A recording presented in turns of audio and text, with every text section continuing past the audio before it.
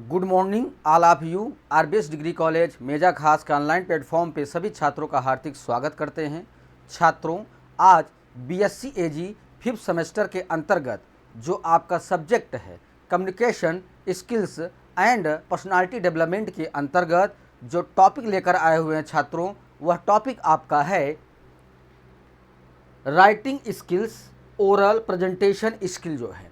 ठीक है, इसका शाब्दिक अर्थ यह है कि लेखन कौशल, मौखिक प्रस्तुति कौशल क्या है और यह किस तरीके हमारे संचार की प्रक्रिया में अपना कार्य करता है।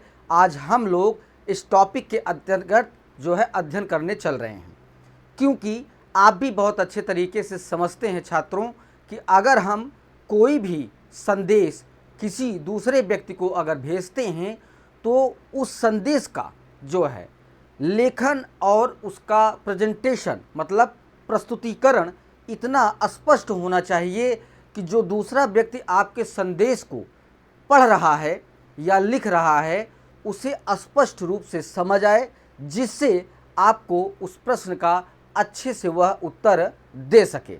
आज हम लोग इस टॉपिक के अंतर्गत जो है अध्ययन करेंगे छात्रों। ठीक है, आइए स्क्रीन पर चलते हैं।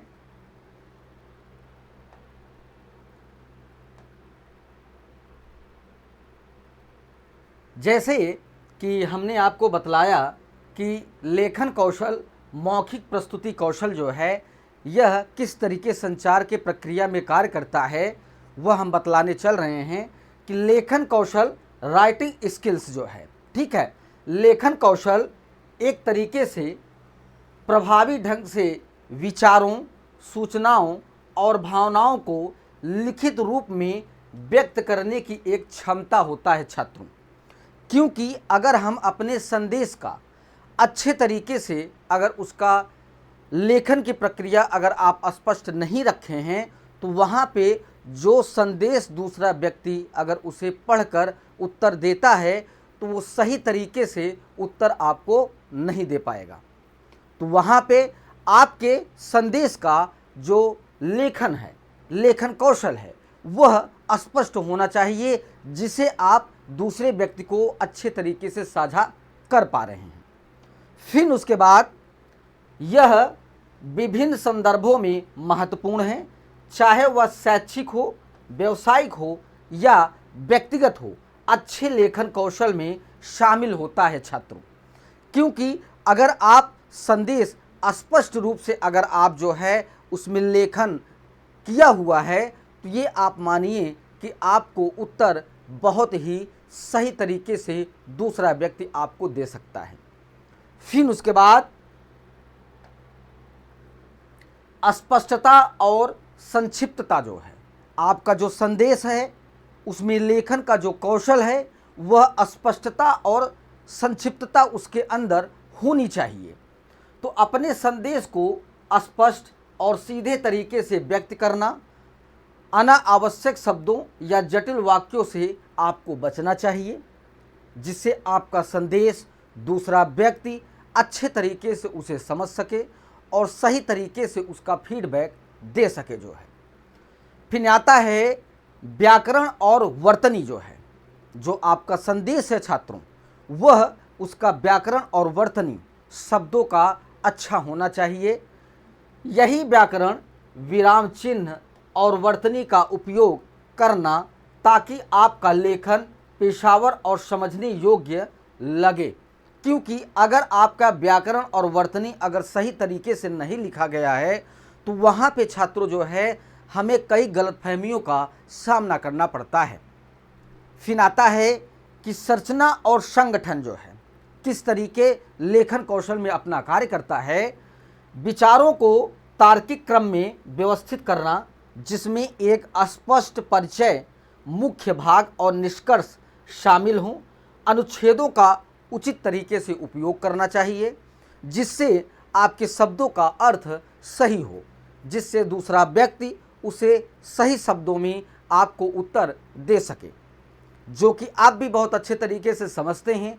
अगर लेखन कौशल में आपका लेखन स्पष्ट नहीं है तो वहाँ पे कई प्रकार की गलतफहमियाँ और जो दूसरा व्यक्ति है वह उसको कई कठिनाइयों से उसे गुजरना पड़ता है।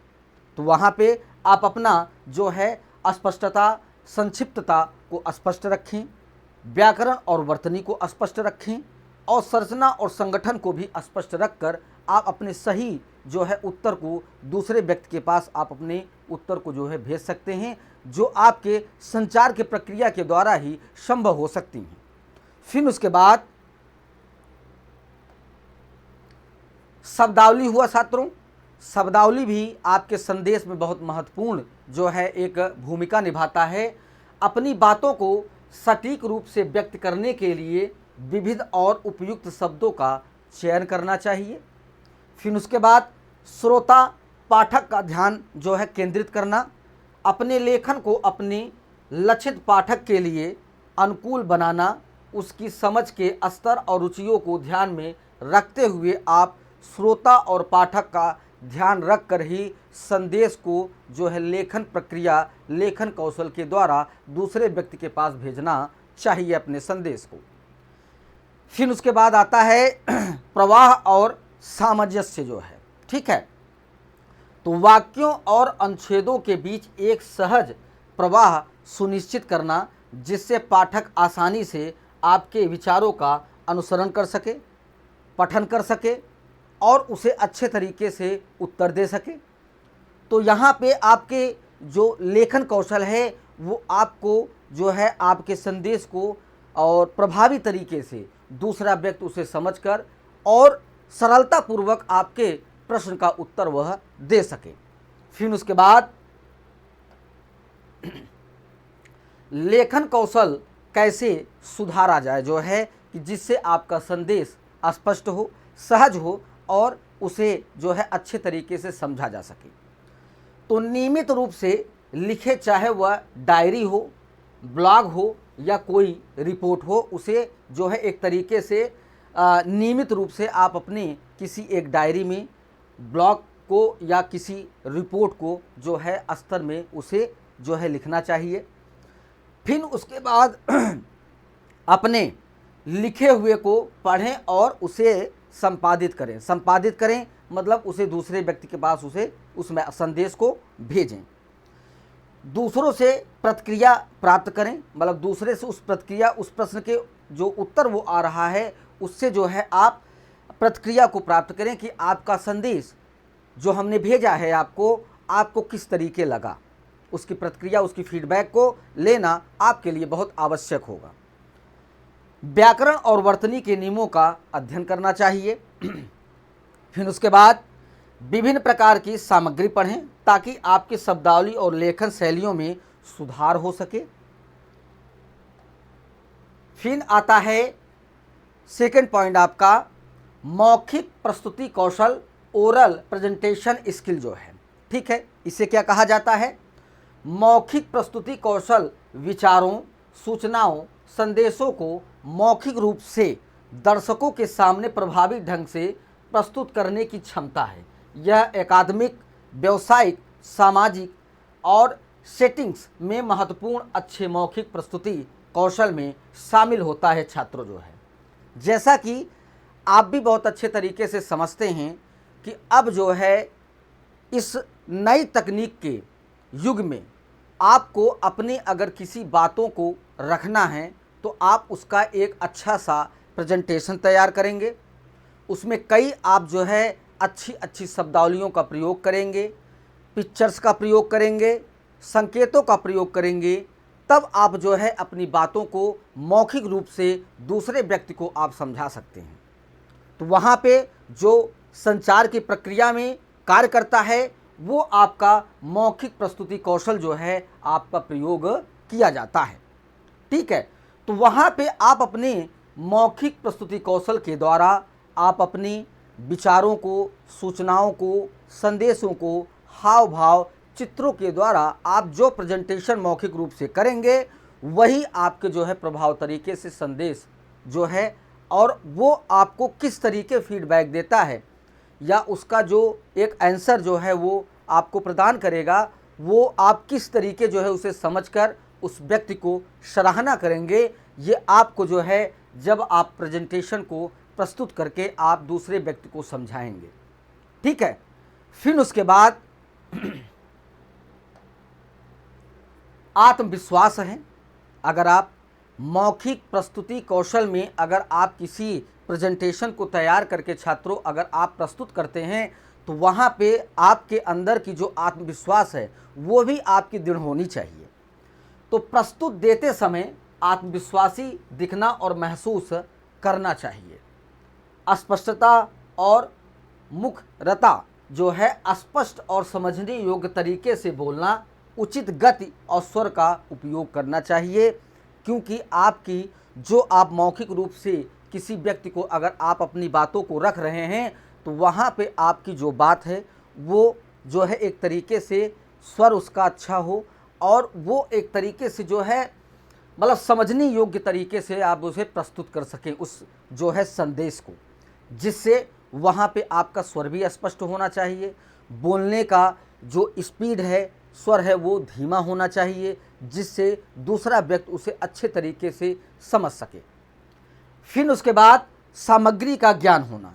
ठीक है, तो अपनी प्रस्तुत की जा रही सामग्री का गहन जो है ज्ञान आपको होना चाहिए, क्योंकि अगर आप अपना प्रेजेंटेशन कर रहे हैं, मौखिक प्रस्तुतिकरण कौशल को प्रस्तुत कर रहे हैं, तो वहाँ पे आपको उसके विषय में अच्छा ज्ञान हो सकता है, क्योंकि जो दूसरा व्यक्ति आपके जो है प्रेजेंटेशन को देख रहा है, सुन रहा है, तो वहाँ पे वो कोई भी क्वेश्चन आपसे पुटअप कर सकता है या पूछ सकता है।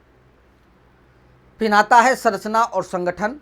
ठीक है, अपनी प्रस्तुत को तार्किक रूप से व्यवस्थित करना, जिसमें एक स्पष्ट परिचय, मुख्य भाग और निष्कर्ष को भी शामिल करता है। छात्रों, जो आप मौखिक प्रस्तुति कौशल में आप उसे व्यक्त कर रहे हैं या उसे आप जो है मौखिक रूप से बतला रहे हैं। फिर उसके बाद गैर मौखिक संचार है छात्रों, जो है जो बिना शब्दों के द्वारा किया जाता है।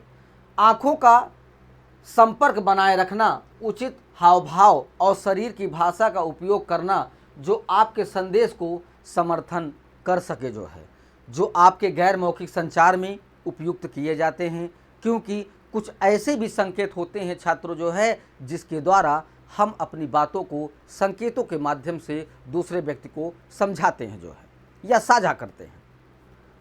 श्रोताओं के साथ जुड़ाव जो है, अपने दर्शकों को अपनी प्रस्तुति में शामिल करना, उनसे सवाल पूछना या उन्हें बातचीत में शामिल करना भी बहुत आवश्यक होता है मौखिक प्रस्तुत कौशल प्रेजेंटेशन में छात्रों।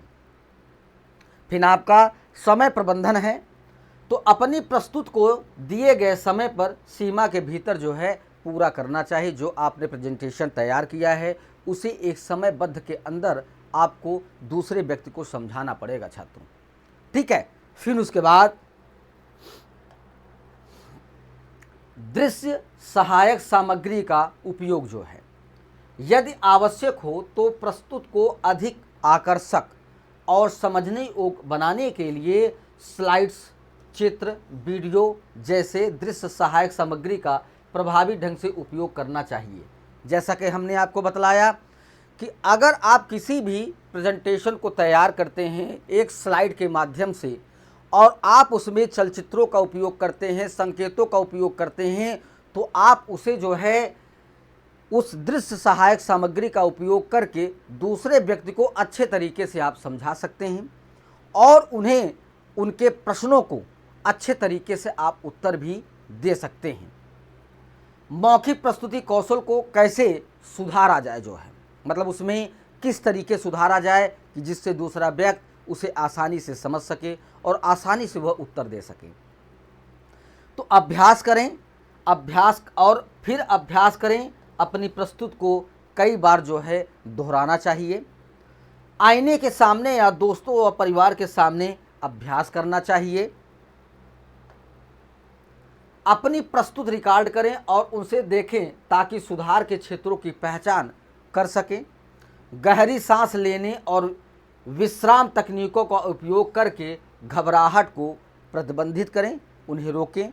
जैसा कि आप लोग भी जानते हैं कि अगर किसी भी हाल में बहुत से व्यक्ति बैठे हुए हैं और स्टेज पर आपको कोई प्रेजेंटेशन दे दिया गया, और आपको उसको जो है मौखिक रूप से एक तरीके से समझाना है, तो वहाँ जो है आपके अंदर घबराहट होगी, आप अच्छे तरीके से बोल नहीं पाएंगे, अच्छे शब्दों का प्रयोग नहीं कर पाएंगे। तो वहाँ पर आप जो है गहरी सांस लेने के बाद आप थोड़ा विश्राम करें, जिससे आपकी घबराहट दूर होकर आप किसी प्रेजेंटेशन को अच्छे तरीके से दूसरे व्यक्ति को समझा सकें। फिर अपने दर्शकों को जाने और अपनी प्रस्तुत को उनकी रुचियों के और समझ के स्तर के अनुरूप जो है उन्हें बनाए रखें और उन्हें उस चीज़ को समझाएं जो है, ठीक है। तब आपका मौखिक प्रस्तुति जो है कौशल अच्छे तरीके से जो है आप कर सकते हैं, समझा सकते हैं और उसे प्रस्तुत भी कर सकते हैं। फिर आता है लेखन कौशल का लाभ जो है, ठीक है। यह विचारों को स्पष्ट और व्यवस्थित ढंग से व्यक्त करने में मदद करता है। यह शिक्षा और कैरियर में सफलता के लिए महत्वपूर्ण होता है छात्रों। यह रचनात्मकता को बढ़ावा देता है और अभिव्यक्ति का माध्यम बनता है। लेखन में कुशलता होने पर आप परीक्षाओं को अच्छे अंक से प्राप्त भी कर सकते हैं। लेखन कौशल को सुधारने के जो उपाय हैं उसे हम बतला रहे हैं कि लेखन कौशल को सुधारने के लिए विद्यार्थियों को नियमित रूप से अभ्यास करना चाहिए। फिर शब्दावली बढ़नी चाहिए और व्याकरण के नियमों का पालन करना भी चाहिए। इससे वे बेहतर और प्रभावशाली लेखक बन सकते हैं। नियमित लेखन का अभ्यास करें, अच्छी पुस्तकें और लिखें और उसको पढ़ें जो है, तब आपको अच्छे तरीके से आप अपने लेखन कौशल को सुधार सकते हैं और दूसरे व्यक्ति को समझा भी सकते हैं। नए शब्दों का ज्ञान बढ़ाएं, शिक्षक और मित्रों का प्रतिक्रिया जो है प्राप्त करें, नियमित अपने अनुभव को लिखें, लेखन कौशल में अच्छे अंक प्राप्त करने के उपाय को करें। अच्छे अंक प्राप्त करने के लिए लेखन कौशल को सुधारना महत्वपूर्ण है, जिसमें निम्नलिखित सुझाव आपके लेखन को प्रभावशाली और संगठित बनाने में मदद करता है छात्रों। क्योंकि आप भी बहुत अच्छे तरीके से समझते हैं कि अगर आपके व्याकरण संदेश में अगर व्याकरण और वर्तनी अगर अच्छा आपका नहीं है तो जो दूसरा व्यक्ति है वो आपको संदेश का कोई जो है इवैल्यूएशन नहीं कर सकता है, महत्व नहीं दे सकता है। अपने विचारों को स्पष्ट और सटीक रूप से व्यक्त करना चाहिए। लंबे वाक्यों से बचें, छोटे सरल वाक्यों का उपयोग करना चाहिए। अनावश्यक जानकारी को शामिल नहीं करना चाहिए। लेखन में उचित परिचय, मुख्य भाग और निष्कर्ष को अवश्य लिखें। पैराग्राफ का उपयोग करें। प्रत्येक पैराग्राफ में एक मुख्य जो है अपने विचार को व्यक्त करना चाहिए। व्याकरण और वर्तनी पर ध्यान दें। अशुद्धियों अंक को काटने का कारण भी बन सकता है। फिर उसके बाद सरल और प्रभावशाली भाषा का उपयोग करें। हिंदी व्याकरण के नियमों का सही पालन करें। अपने ड्राफ्ट तैयार करें और फिर उसे सुधार करें। अपने विचारों को मजबूत करने के लिए उपयुक्त उदाहरण और तर्क को देना चाहिए। विषय से जुड़े तथ्य और आंकड़े जो है शामिल करना चाहिए जो आप संदेश को भेज रहे हैं, या किसी भी वस्तु का जो है, या किसी क्या कहते हैं कहानी हो, या कोई क्या कहते हैं आपका जो है उपन्यास हो, वहाँ पे आपको अपनी वर्तनी और व्याकरण को विशेष ध्यान रखना चाहिए। प्रश्न को ध्यान से पढ़ें और समझें और विषय से भटकने से बचना चाहिए। लिखने के बाद इसे दोबारा जो है पढ़ना चाहिए, जो आपके मौखिक प्रस्तुति जो है कौशल को सुधारने का सबसे अच्छा तरीका है छात्रों।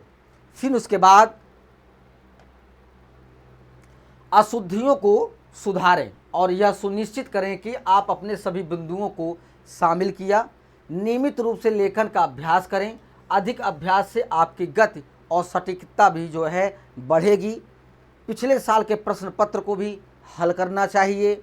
अच्छे लेख, निबंध और साहित्य को पढ़ें। इससे आपको नए विचार और शब्दावली जो है नए नए तरीके की मिलेंगी, जिससे आप अपने मौखिक प्रस्तुति कौशल को अच्छे तरीके से आप दूसरे व्यक्ति को समझा सकें और उसको सही तरीके से अपने प्रश्नों का उत्तर आप ले सकें। ठीक है, यहाँ पे ये टॉपिक आपका समाप्त होता है। अगली टॉपिक के साथ उपस्थित होंगे। सभी छात्रों को धन्यवाद।